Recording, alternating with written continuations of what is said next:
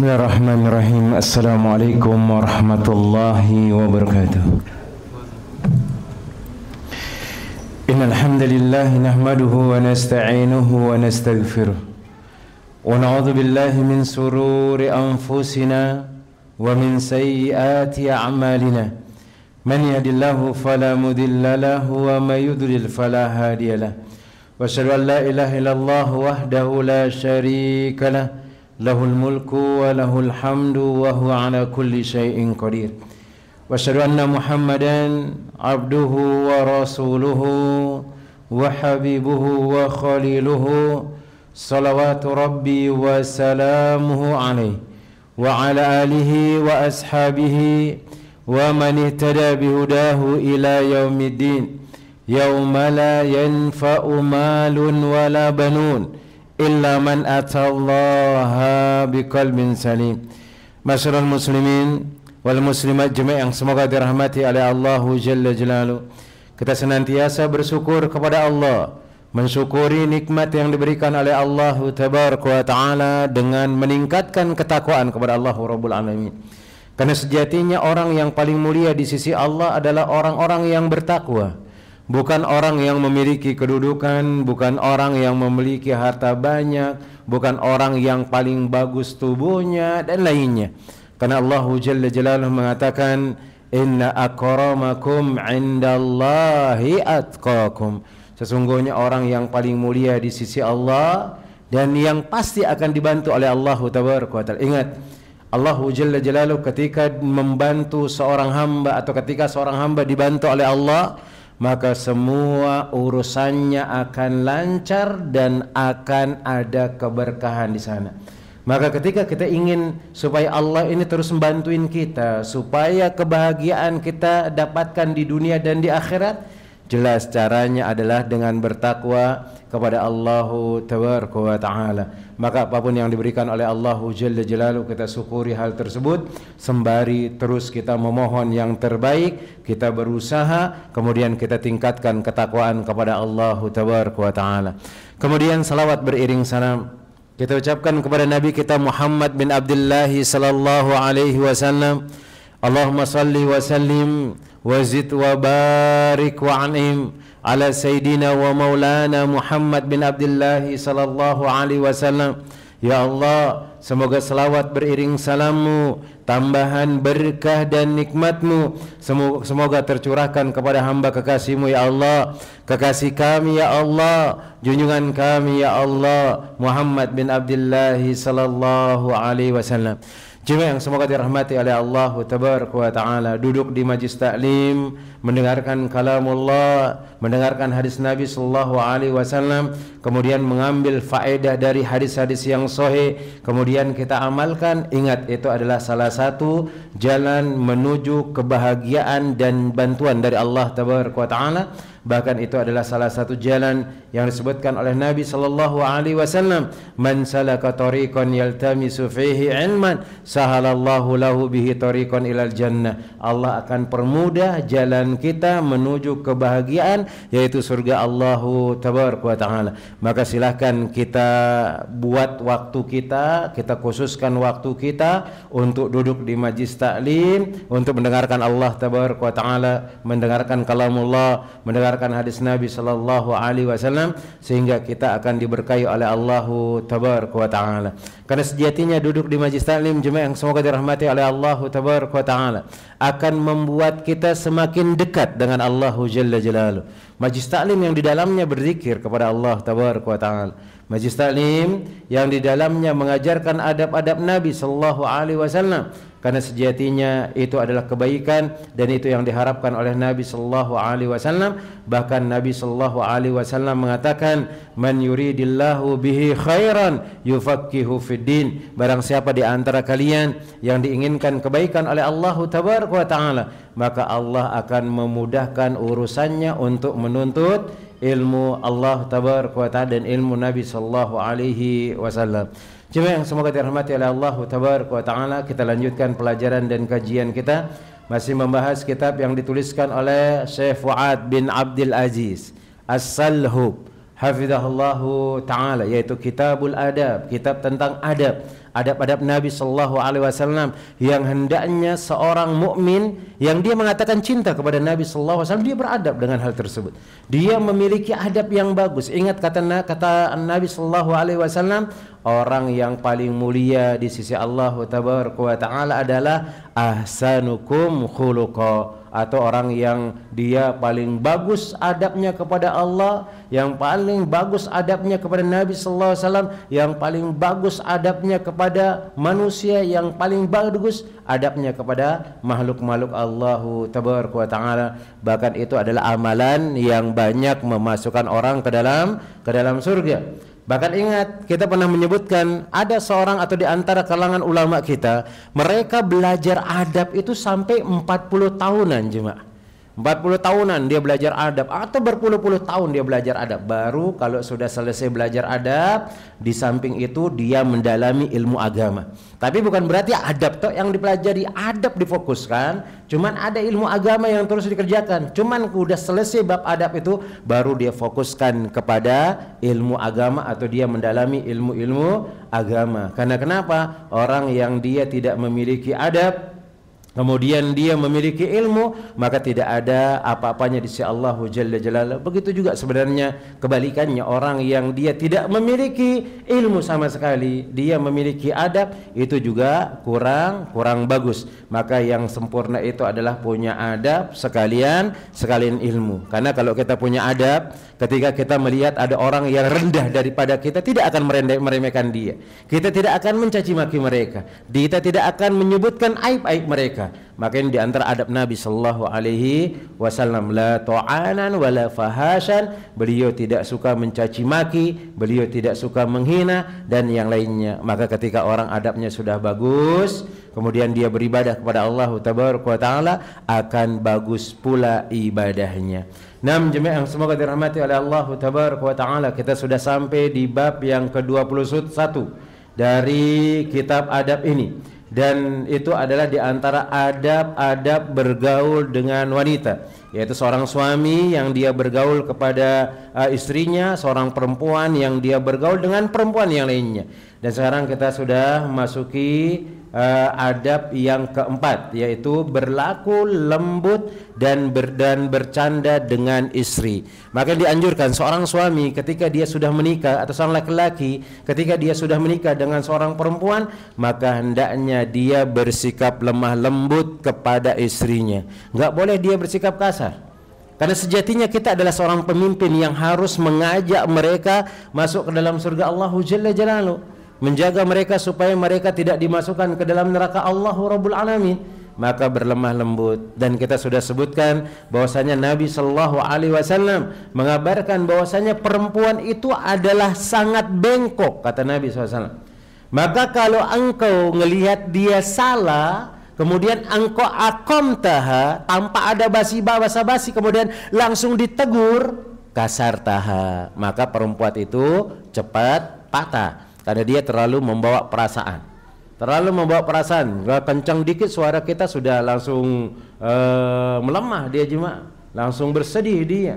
Maka harus pelan-pelan dinasihatin. Ada kalanya memang kita mengeraskan suara, ada kalanya kita dibolehkan memukul mereka, walaupun pukulan yang dianjurkan oleh Nabi sallallahu alaihi wasallam adalah pukulan yang ghairu mubarrihin, yang tidak mencelakakan mereka. Maka seorang laki-laki yang dia ketika memiliki sifat arogan, kemudian dia memiliki sifat keras, ketika bersanda gurau dan bercanda dengan istrinya, maka sebagian di antara mereka menganggap bahwa hal tersebut akan mengurangi kejantanannya. Ada suami-suami yang menganggap kalau bercanda sama istri anak itu kayak seperti kita diremehkan. Enggak jemaah, tidak. Maka silakan engkau di luar sana seperti singa, tapi kalau dengan istri itu menjadi yang lebih rendah daripada singa. Mungkin kucing lah, mungkin apalah. Karena memang kita butuh dengan sanda gurau bersama istri kita. Karena lihat Nabi sallallahu alaihi wasallam, beliau walaupun beliau adalah presiden dunia, pemimpin dunia, dan ucapan beliau diingat kemudian disampaikan kepada orang lain, beliau bercanda kepada Aisyah radhiyallahu taala anha. Bahkan beliau pernah tanding lari dengan Aisyah radhiyallahu taala anha. Sengaja Nabi SAW mengalah, sengaja. Kemudian ketika Aisyah sudah akhadahul lahma, yaitu sudah mulai membengkak sedikit, yang sayap-sayap kiri sudah mulai tumbuh, daging sudah mulai banyak, ditantanglah sama Nabi sallallahu alaihi wasallam, kalah Aisyah. Kemudian Nabi sallallahu alaihi wasallam mengatakan, "Dzalika bitilka, satu-satu ya Aisyah." Padahal sejatinya menang Nabi SAW kalau bisa. Maka sekali ini suami ini halus ngalah sama istri sekali.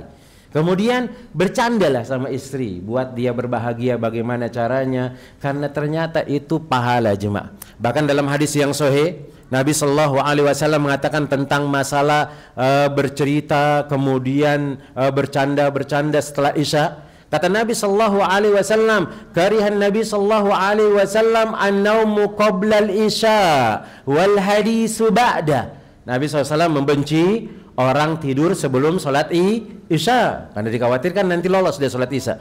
Kemudian Nabi SAW membenci al-hadisu ba'da, yaitu ngobrol setelah selesai isya. Beda kalau dengan suami istri, ngobrol bercanda sampai subuh, dia dapat pahala.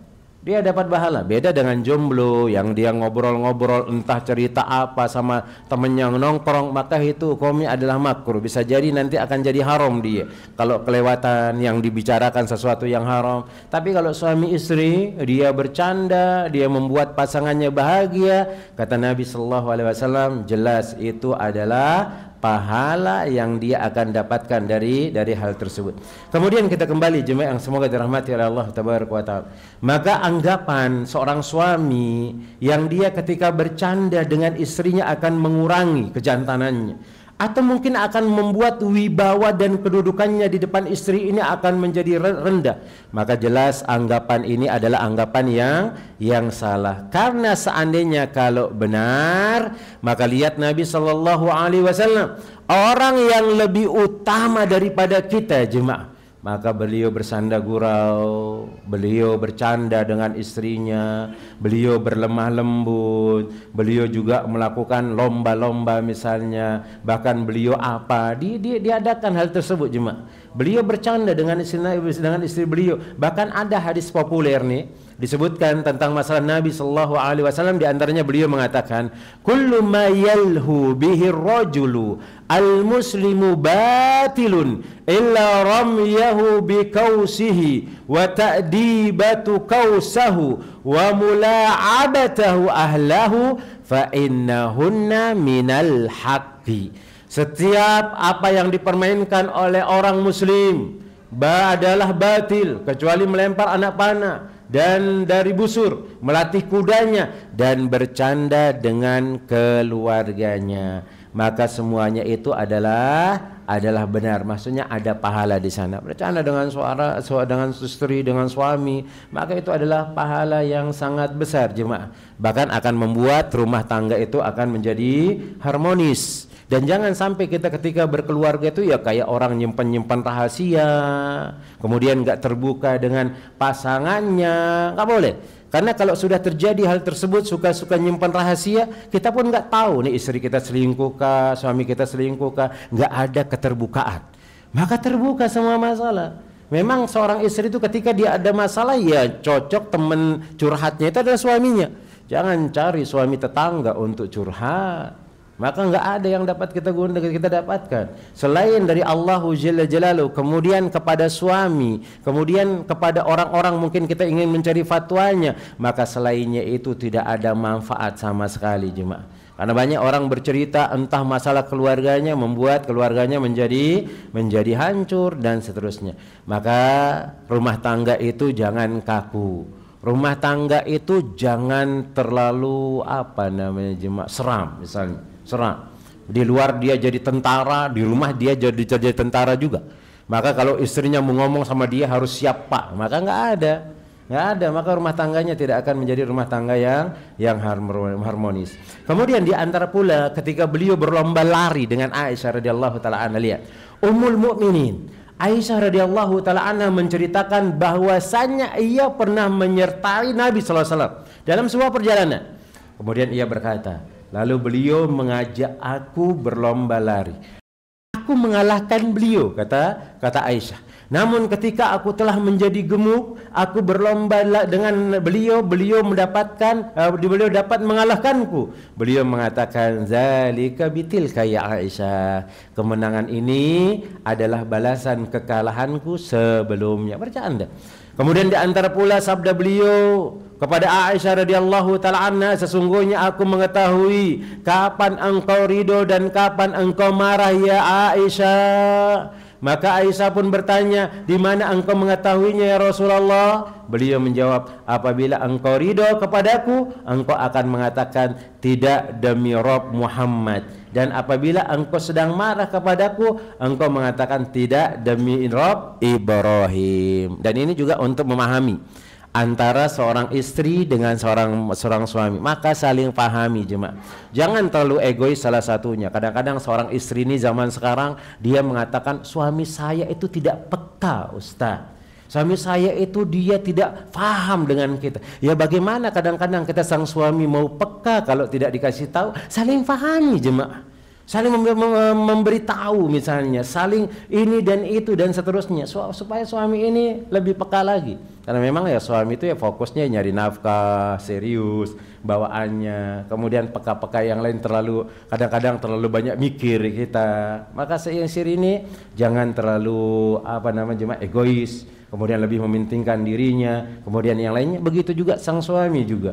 Jangan dia mau menang sendiri, kemudian terlalu banyak memerintah istrinya. Berikan istrinya kebebasan selama itu adalah ketaatan kepada Allah Jalla Jalaluhu, maka itu tidak jadi mengapa. Maka yang keempat ini berlaku lemah lembut antara pasangan suami dengan istri. Bahkan ini juga ke yang lainnya jemaah. Ketika kita punya sohib, maka silahkan berlemah lembut dengan sohib kita. Ketika kita memiliki sahabat atau mungkin keluarga dekat kita, berlemah lembut dengan mereka. Karena ingat kata Nabi Sallallahu Alaihi Wasallam, la yakunu fi syai'in illa zana inna rifqa. Sesungguhnya kelemah lembutan itu la yakunu fi syai'in illa zana. Tidaklah ada dalam suatu hal kecuali itu akan menghiasinya. Wala yunza'u min syai'in illa syana. Kalau dia dicabut, dihilangkan lemah lembut tersebut, maka dia akan menjadi syana, jelek jemaah. Orang kalau ada sifat lemah lembutnya itu walaupun sangar mukanya, oh senang kita berteman dengan dia. Tapi walaupun dia cantik, nggak ada lemah lembutnya, bosan juga kita ngelihat dia jemaah. Antum punya istri, nggak ada lemah lembutnya sama sekali, cantik istri antum, kayaknya lama-lama bosan juga antum sama dia. Serius bawaannya, lemah lembutnya nggak ada, dia keras-keras juga. Maka siapa yang mau menikahi dia dan siapa yang mau bersama dengan dia? Ingat, kelemah lembutan itu kalau ada pada sesuatu akan menghiasinya. Kalau dihilangkan dari sesuatu akan menjadikan dia buruk. Kemudian yang kelima jemaah yang semoga dirahmati oleh Allah Jalla Jalaluhu, kaum muslimin dan muslimat yang semoga dirahmati oleh Allahu Rabbul Alamin. Yang kelima di antara adab-adab bergaul dengan wanita adalah bersabar terhadap istri dan memaklumi setiap kekeliruannya. Ini kalau tidak fatal. Ya namanya kadang-kadang istri antum kalau cerita jemaah, ya ini bukan ya aib sih sebenarnya jemaah. Kadang-kadang istri itu kalau kita ajak ngobrol nggak 3 kali kita ngomong, kadang-kadang nggak paham jemaah. Antum harus sabar sama istri antum. Anda juga seperti itu jemaah. Kadang-kadang ngomong tuh harus 3 kali baru nyambung.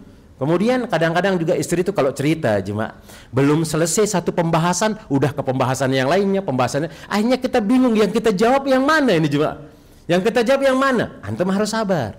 Antum harus sabar. Dan ibu-ibu ya jangan tersinggung dengan hal tersebut Bu. Karena memang ya seperti itu perempuan. Kalau sama suaminya itu belum selesai cerita satu, udah cerita kedua, cerita ketiga. Nah yang harus maklum adalah seorang suami. Jadilah antum pendengar yang baik.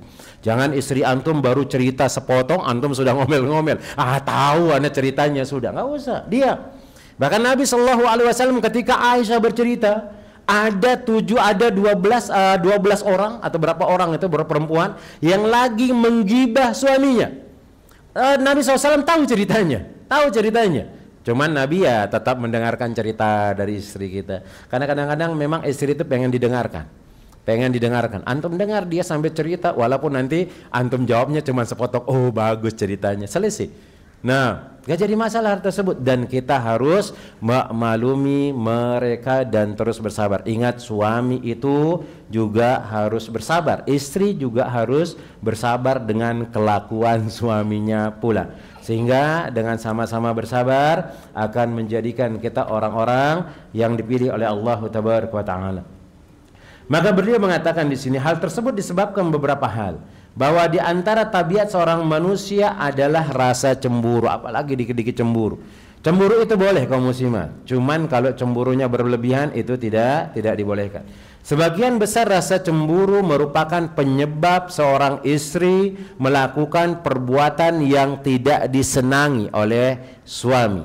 Apabila cemburu tersebut disertai pula dengan perangai dasar wanita yang lisannya yang bengkok, maka hal itu semakin membutuhkan kesabaran bagi suami dari setiap gangguannya dan berusaha menahan diri semampunya serta memaafkan segala kenaifan dan kekeliruannya. Ini tugasnya seorang suami.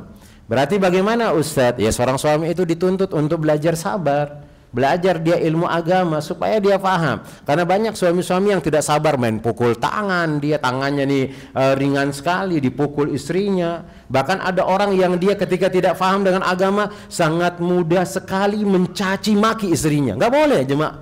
Kita nggak boleh mencaci maki istri kita, karena dia yang membantu urusan kita, dia yang membantu semua apa yang kita butuhkan ketika kita berumah tangga. Maka nggak pantas seorang suami mencaci maki istrinya, ringan tangannya, memukul sana, memukul sini, meremehkan mereka. Lah jemaah, kita harus bersabar dengan istri kita, karena seperti itu yang diajarkan oleh Nabi SAW. Bahkan Allah Jalla Jalaluhu mengatakan dalam firman-Nya, ya ayyuhalladzina amanu qu anfusakum wa ahlikum nara. Bagaimana antum bisa menjaga diri antum sama keluarga antum dari masuk ke dalam neraka kalau sifatnya itu tidak bisa kita lawan? Maka kita seorang suami butuh ilmu juga, belajar ilmu sabar, belajar juga adab-adab yang dilakukan oleh Nabi SAW ketika bersama istrinya. Nabi juga marah sama istrinya, Nabi juga menyindir istrinya. Bahkan Nabi SAW gara-gara istrinya itu pernah mengharamkan sesuatu yang dihalalkan oleh Allah Jalla Jalaluhu.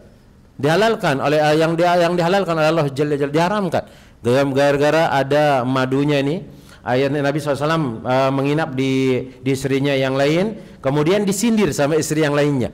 Kenapa engkau ya Rasulullah, di istrimu kemarin tuh engkau minum madu, sedangkan di sini engkau tidak minum madu, katanya. Akhirnya apa? Nabi SAW mengatakan, demi Allah aku tidak akan minum madu lagi. Padahal madu itu hukumnya adalah halal, tetapi karena ucapan perempuan tersebut atau istri beliau mengharamkan. Akhirnya ditegur oleh Allah Jalla Jalaluhu, lima tuharrimu ma ahallallahu lakum. Nah, kenapa engkau mengharamkan sesuatu yang dihalalkan bagi kalian? Nah, kemudian dalam hadis Abu Hurairah radhiyallahu taala anhu yang telah disebutkan bahwasanya Rasulullah SAW memberikan wasiat kepada kaum wanita dengan kebaikan, atau berilah ini wasiat kepada laki-laki untuk memberikan wasiat yang terbaik kepada wanita. Istri itu butuh terus dinasihatin jemaah, butuh terus dinasihatin.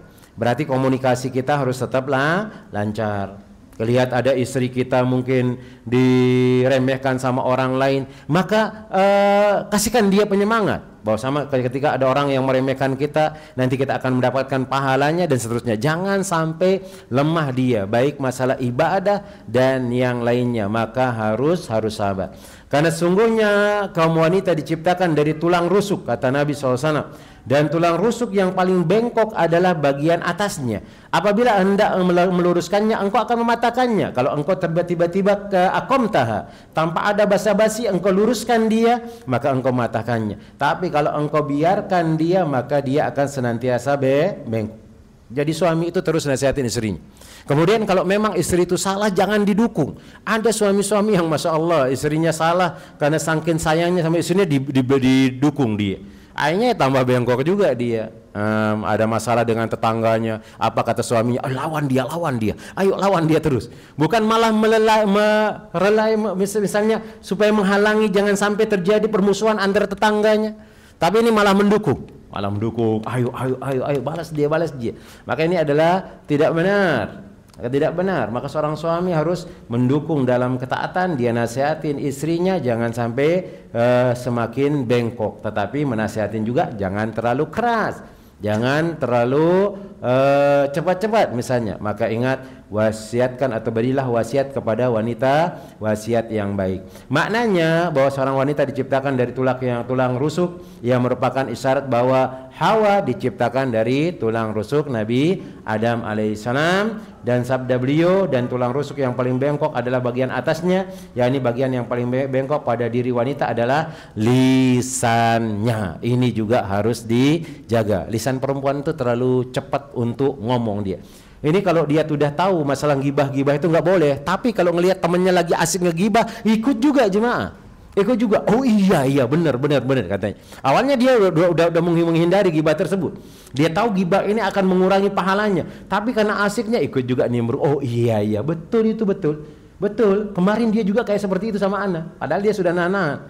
Akhirnya dia ikut-ikutan. Apalagi juga perempuan itu kadang-kadang suka mengumpat, dan yang lainnya. Maka hendaknya cari kawan yang baik supaya lisan juga bisa dijaga. Kemudian hadis ini berisi peringatan yang halus bagi kaum laki-laki agar mereka bersabar atas segala perbuatan istri mereka, karena di antara tabiat para istri jemaah yang semoga dirahmati oleh Allah tabaraka wa taala adalah seperti itu, dan sulit untuk meluruskan mereka kecuali istri-istri yang memang dia faham agama. Ketika dia salah, dia tidak akan segan untuk meminta maaf. Beda kalau istri-istri nggak paham agama.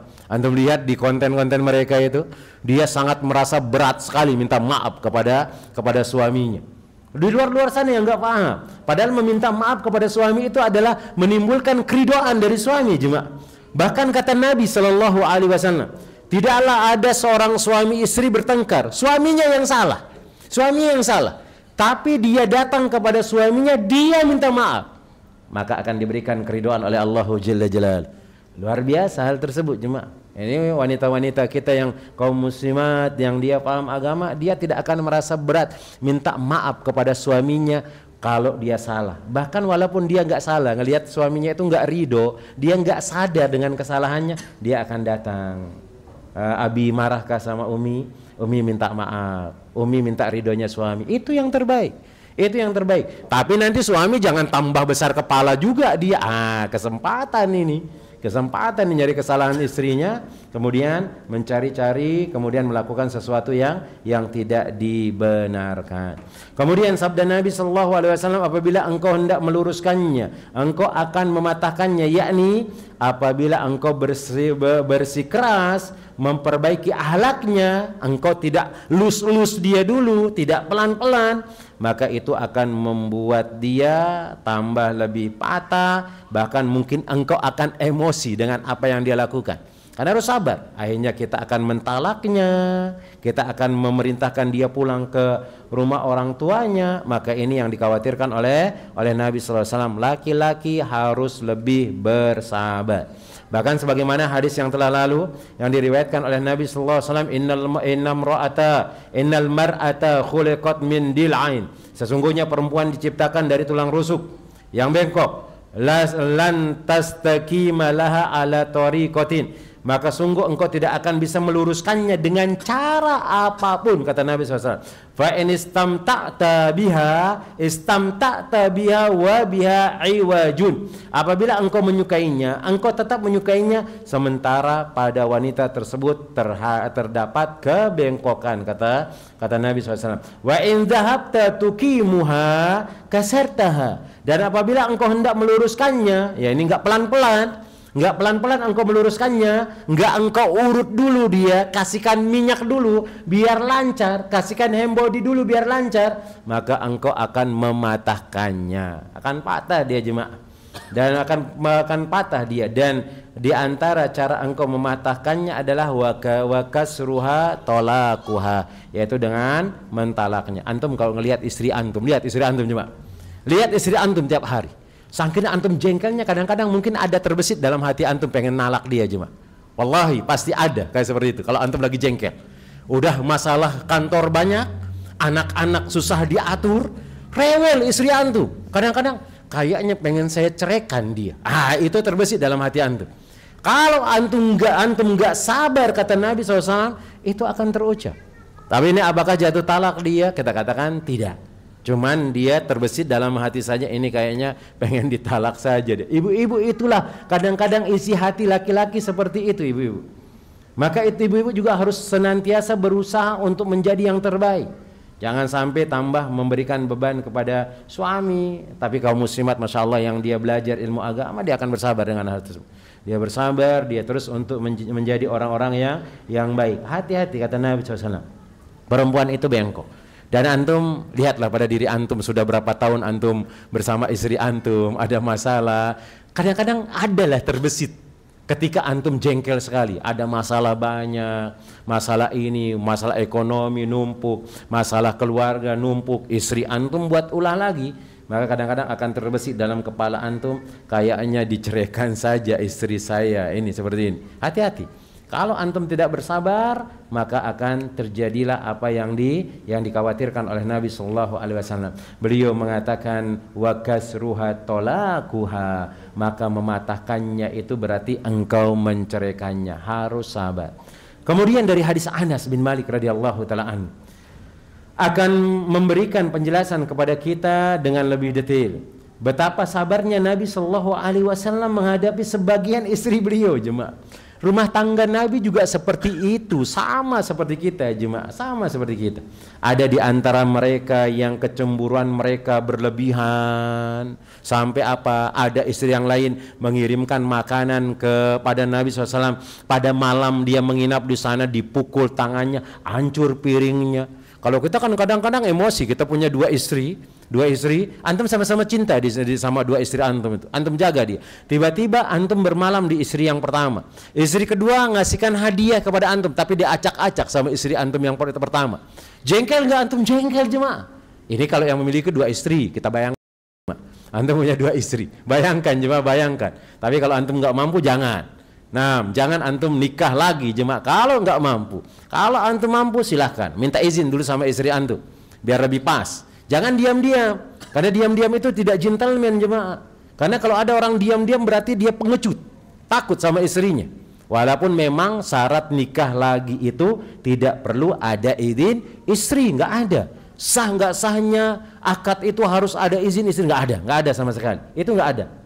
Cuman antum sebagai seorang suami, antum tahu batasan diri antum, izin sama mereka, lebih bagus. Kalau antum dapat izin tuh lebih enak. Berarti nanti dia yang akan bantuin antum bisa mendidik istri yang kedua. Nanti kalau udah dapat dua, diizinkan lagi, nanti dua istri itu yang membantu antum bisa membahagiakan yang ketiga, dan seterusnya, jemaah. Izin istri itu yang terbaik. Cuman ya izin itu lumayan susah aja. Nah, jemaah yang semoga dirahmati oleh Allah tabaraka wa taala.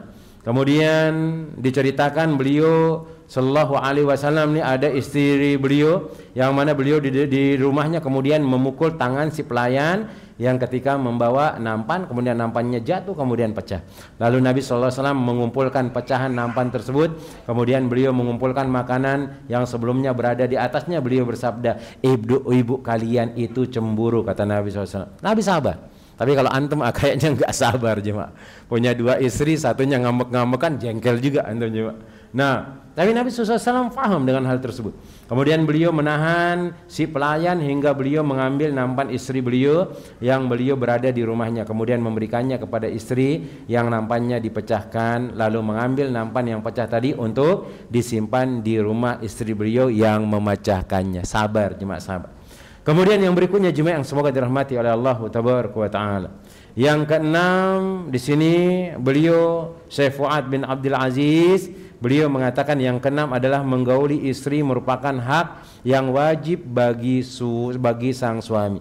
Maka termasuk di antara hak wajib ditunaikan oleh seorang suami adalah menggauli istrinya sebatas kebutuhannya dan tidak menyusahkannya dengan meninggalkan dalam waktu yang lama tanpa berhubungan badan dengan. Ini berhubungan badan seperti itu, jemaah.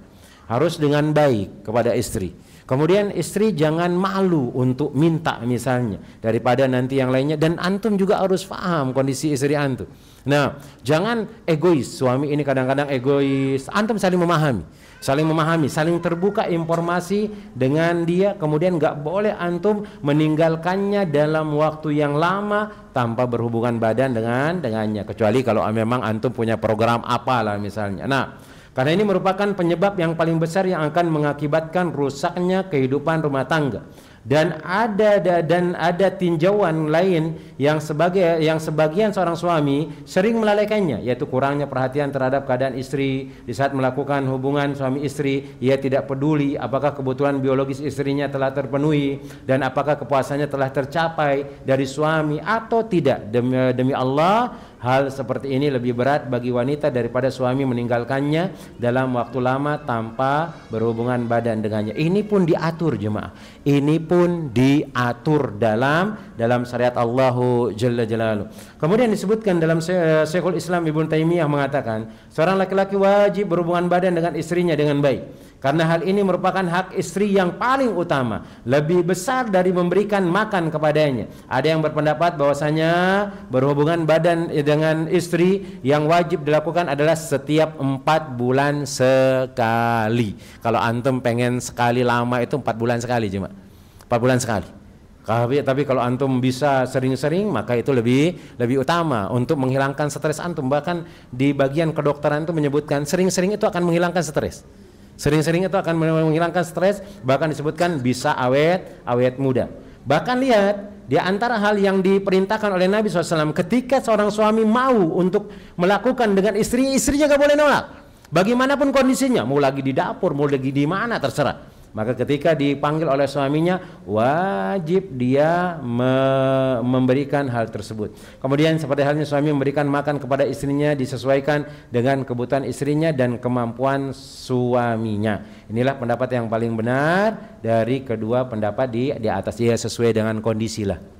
Nah, kemudian yang berikutnya jemaah yang semoga dirahmati oleh Allah Tabaraka wa Taala, kita masuk sedikit di antara faedah di sini tentang masalah adab-adab bergaul dengan wanita. Di sini dibahas tentang faedah yang keenam, yaitu faedah di antara adab-adab berhubungan suami istri. Yang pertama, dia membaca basmalah sebelum melakukannya. Kemudian dia disunnahkan memakai penutup ketika melakukan hubungan suami istri. Karena kita sebutkan ada di antara imam kita yang mengatakan wajib harus ditutup, nggak boleh kelihatan auratnya. Di antaranya adalah Imam Syafi'i rahimahullahu taala. Kalau antum mazhab antum Imam Syafi'i, ketika melakukan hubungan badan itu nggak boleh kelihatan.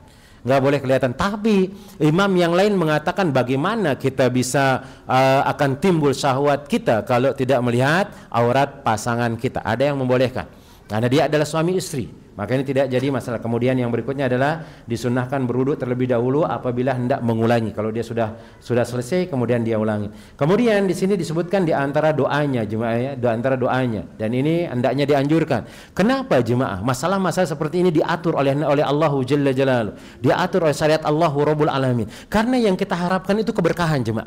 Kadang ada orang cuman mencukupkan nikmatnya saja. Lah, dalam agama Islam itu diajarkan keberkahannya. Bahkan ketika menghasilkan dari hal yang kita lakukan, kita berharap anak kita menjadi orang-orang yang soleh.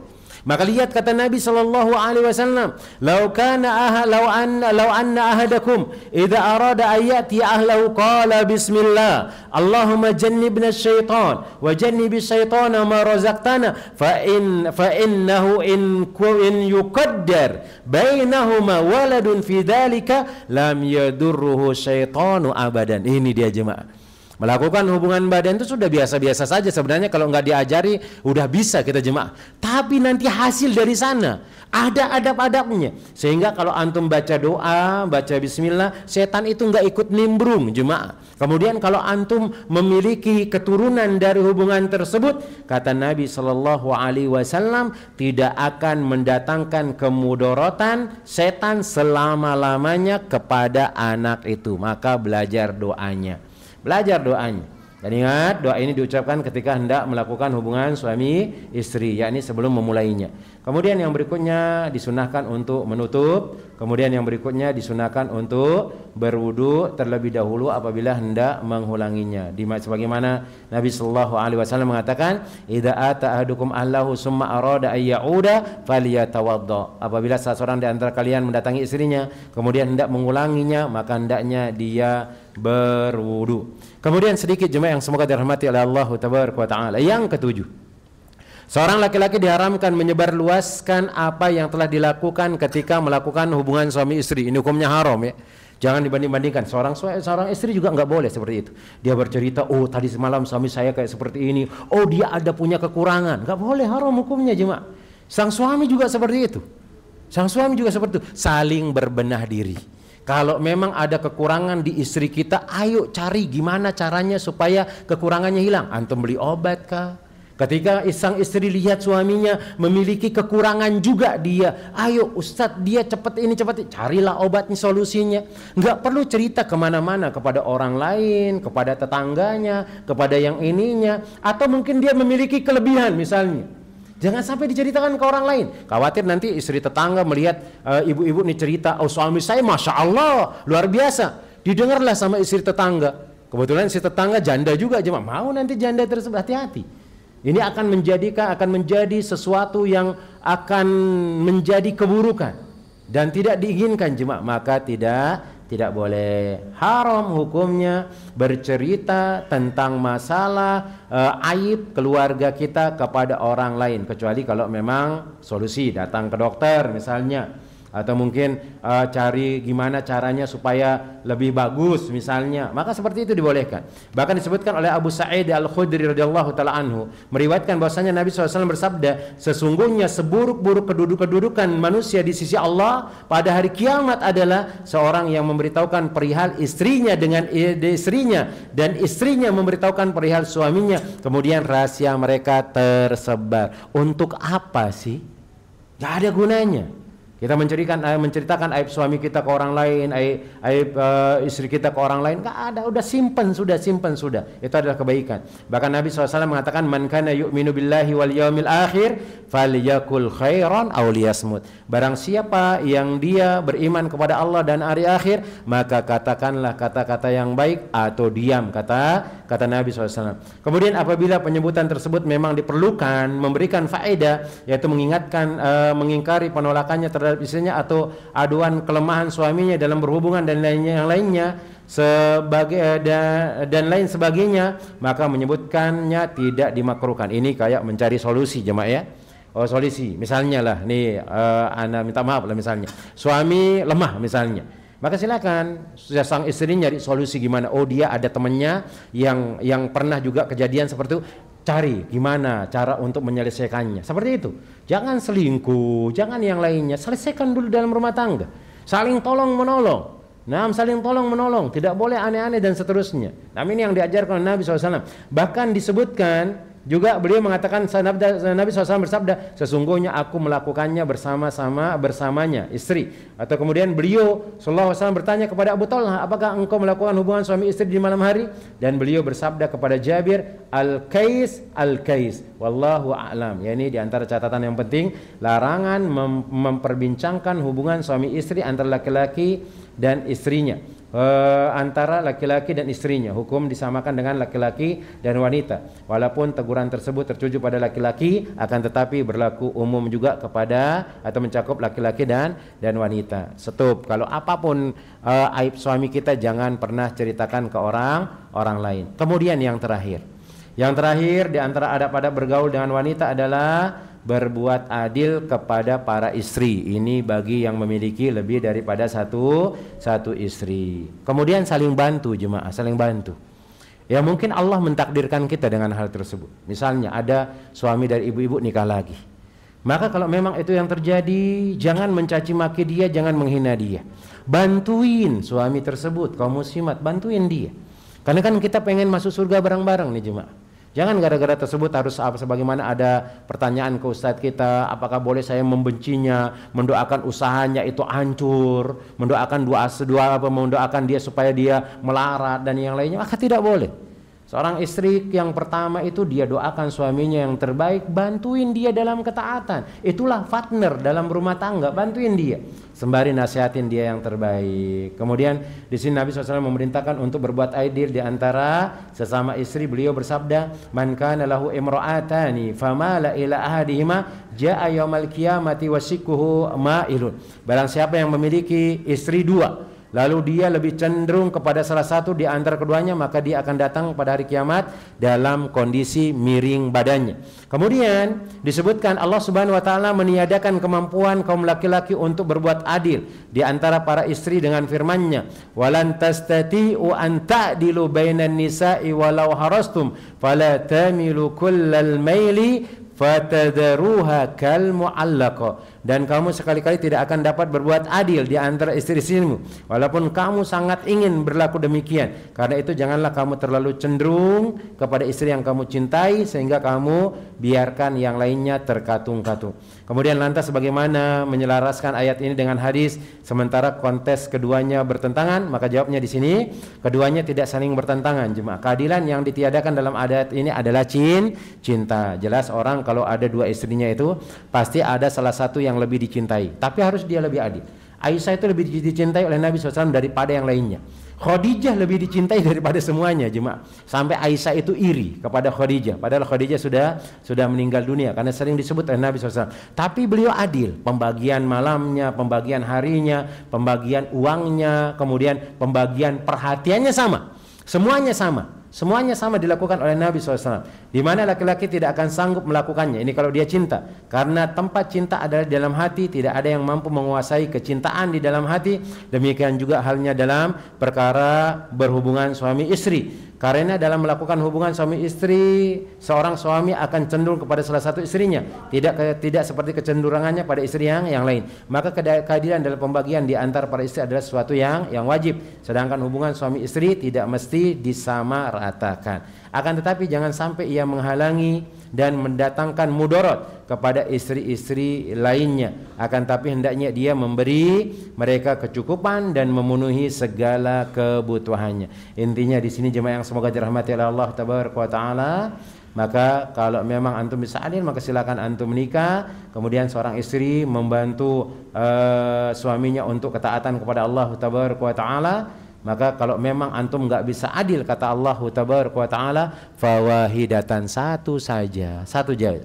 Maka antum bisa reka-reka, ini mampu apa enggak aku. Nah, tapi kadang-kadang ada orang mengatakan kita nggak tahu, kita nggak mampu Ustaz, kalau kita nggak coba dulu katanya. Nanti kalau nggak mampu ya sudah diceraikan lagi satu. Maka tidak benar hal tersebut. Hal tersebut tidak benar. Maka tinggal antum lihat pada diri antum, mampu nggak antum dengan hal tersebut. Kemudian memberikan pembagian harta dia harus adil. Contohnya seperti pembagian rumah. Kalau satu antum berikan rumah, satunya harus antum berikan rumah juga. Satunya dikasih nafkah, satunya dikasih nafkah. Pakaian yang satunya juga harus dikasih sama-sama rata. Nah, maka yang satunya dia warnanya kuning. Kalau memang antum pengen rata sama-sama kuning, ya kuning-kuning dua-duanya. Biar nanti kalau antum pergi kemana-mana kan seragam mereka, jemaah. Nah, ini kalau memang yang memiliki kemampuan dengan hal tersebut. Kemudian para suami hendaknya bertakwa kepada Allah Jalla Jalaluhu berkenaan dengan urusan istri-istri mereka, berlaku adil sama mereka dan berhati-hati. Jangan berbuat semena-mena terhadap mereka. Kadang ada membuat makar nih, istri pertama atau istri kedua sama suami ini membuat makar supaya istri pertama diceraikan. Nggak boleh jemaah. Ketika ada orang memiliki dua istri, jangan sampai ada perceraian di sana. Maka sering disebutkan atau pernah disebutkan oleh ustadz kita, jangan sampai engkau menyelamatkan janda dan engkau menjandakan istri. Jangan. Itu berarti nggak mampu namanya. Jangan yang pertama itu engkau singkirkan demi yang kedua. Bukankah engkau bercapek-capek, berlelah-lelah, berusaha bangkit, jatuh lagi dengan istri pertama? Maka pertahankan terus. Kalau memang nggak bisa adil, sudah nggak usah nikah. Kalau memang bisa adil, maka minta bantuan kepada istri pertama. Wahai istriku yang pertama, aku ingin nikah dan bantuin aku supaya aku bisa adil di antara kalian, misalnya, dan seterusnya. Kalau memang diizinkan, bismillah. Kalau memang belum diizinkan, antum jangan nekat, karena akan dikhawatirkan rumah tangga akan hancur. Kemudian di sini beliau mengatakan, apabila mereka berbuat adil kepada para istri, mereka akan mendapatkan pahala karena perlakuan itu. Rasulullah SAW bersabda, Innal muqsit indallahi ala manabira min nuri an yaminir rahmah azza wa jalla wa kilta yadayhi yaminul ladhi ya'diluna fi hukmihim wa ahlihim wa mawaluhu. Sesungguhnya orang-orang yang berlaku adil di sisi Allah akan berada di atas mimbar yang terbuat dari cahaya di sisi Ar-Rahman Azza wa Jal, dan kedua tangannya adalah kanan, yakni mereka yang berbuat adil dalam hukum, keluarga, dan setiap hal yang mereka kuasai. Ini dia jemaah. Maka di antara kesimpulannya, seorang istri ini bantuin suaminya dalam ketaatan. Kemudian pembahasan kita tentang masalah bergaul dengan wanita, suami juga harus sabar, dia belajar adab-adab yang harus ditunaikan kepada istrinya. Enggak boleh dia berkata-kata kasar, maka dia berlemah lembut. Kemudian dia bersabar dengan perilaku apa yang ada pada istrinya, sembari banyak berdoa, saling mendoakan jemaah. Saling mendoakan. Seorang istri doakan ke suaminya, seorang suami doakan istrinya, sehingga dia akan mendapatkan keberkahan dari Allahu tabaraka wa taala. Wallahu taala alam shawab. Ini yang dapat ana sampaikan. Semoga Allahu jalla jalaluhu memberikan kemudahan dari semua urusan kita jemaah, kemudian memudahkan urusan dunia, urusan akhirat kita, menjaga keluarga kita terus berbahagia sampai datangnya ajal menjemput kita jemaah. Kemudian saling tolong menolong dalam ketaatan. Seorang istri dia tolong suaminya dalam ketaatan. Seorang suami dia tolong pula istrinya dalam ketaatan. Semoga kita dikumpulkan oleh Allah Jalla Jalaluhu di surganya, amin ya rabbal alamin. Mungkin ada pertanyaan sebelum kita cukupkan? Tafadhol.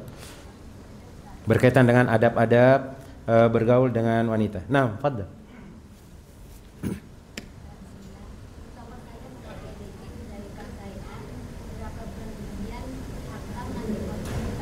Nah,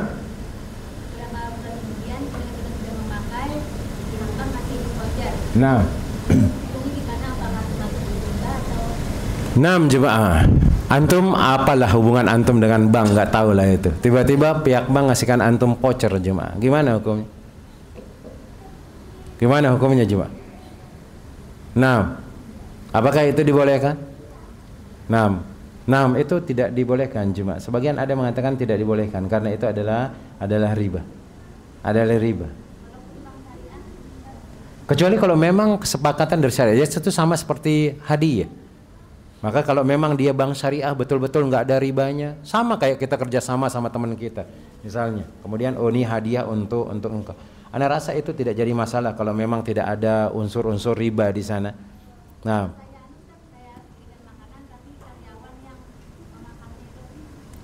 kita memberikan makanan, kemudian karyawan memakannya, nggak jadi masalah. Nah, kan ibu jadi apa namanya? CEO-nya apa? CEO. Nah, kemudian ngasihkan makan, silakan. Ustaz, apa keutamaan bagi istri jika bersabar atas kecenderungan suami pada istri yang lain? Gak boleh bersabar dengan hal itu, nasihatin dia. Kasihan. Kalau ibu punya madu, kemudian membiarkan suami itu cenderung saja sama istrinya yang kedua, yang berikutnya, misalnya madunya ibu, kemudian ibu nggak tegur, besok pada hari kiamat akan bengkok tuh pundaknya.